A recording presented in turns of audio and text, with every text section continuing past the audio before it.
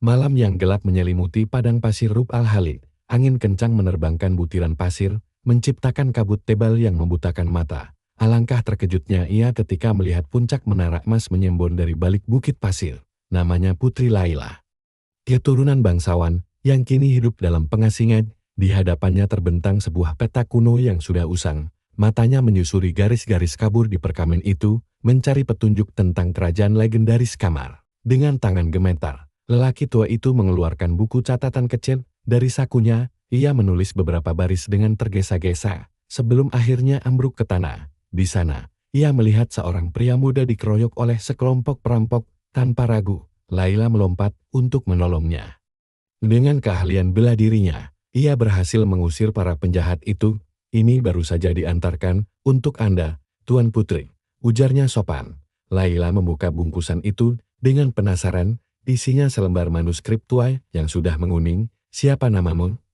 Tanya Laila. Jantungnya berdebar kencang saat membaca tulisan di atasnya. Catatan terakhir pengembara yang hilang. Sebuah kalung berbandul aneh tergantung di sana. Jantung Laila seolah berhenti berdetak. Ia mengenali lambang itu simbol kerajaan Kamar.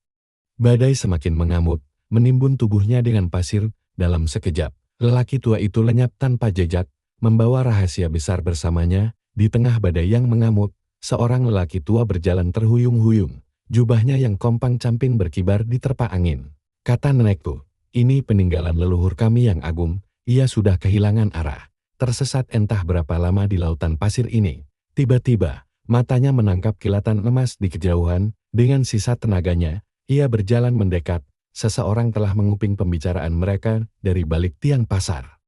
Orang itu segera berlari pergi, membawa kabar penting untuk tuannya. Mungkinkah Idris kirim pasukan terbaik kita, tangkap mereka hidup atau mati. Mereka merekrut 3 pengawal setia Malik si ahli pedang, Sarid si pemanah jitu, dan Sefar si penyelundup handal. Kelima orang itu berangkat diam-diam di tengah malam, menuju padang pasir yang ganas, yang sudah lama mengincar tahta Kamar.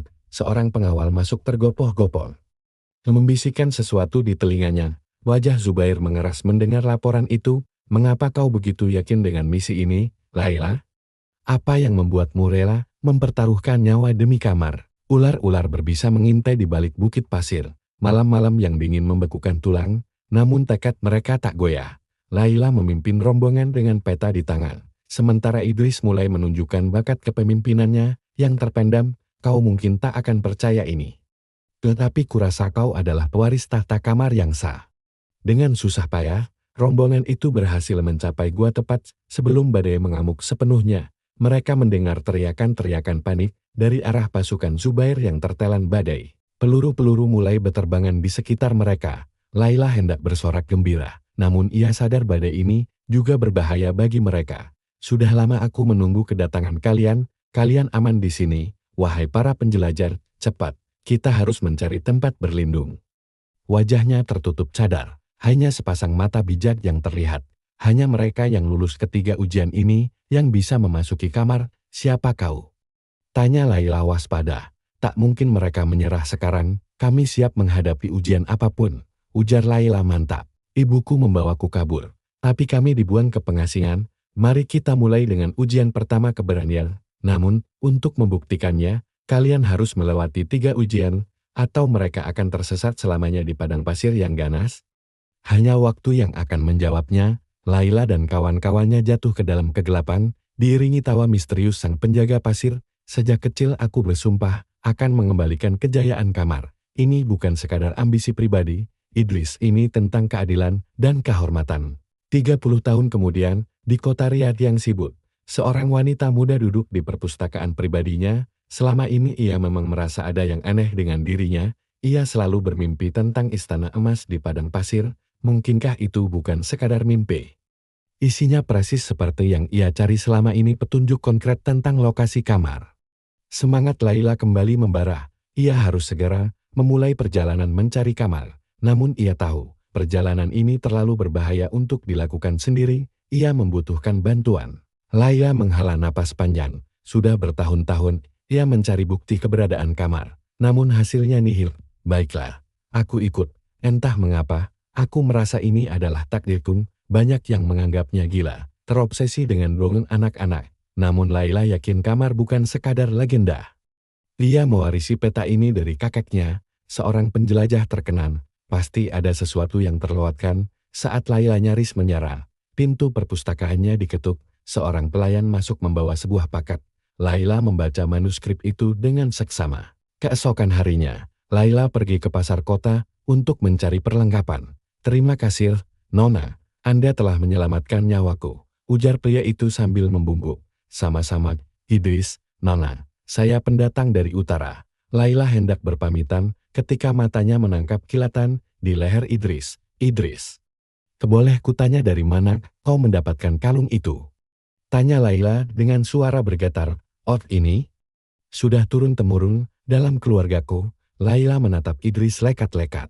Idris terperangah mendengar perkataan Laila. Ia mengira wanita ini sudah gila, namun setelah Laila menjelaskan semuanya, Idris mulai goyah. "Jika apa yang kau katakan benar, apa yang harus kulakukan?" tanya Idris ragu-ragu. "Kita harus menemukan kamar dan membuktikan identitasmu. Aku punya petanya. Maukah kau ikut denganku dalam perjalanan berbahaya ini?" Idris terdiam sejenak, lalu mengangguk mantap.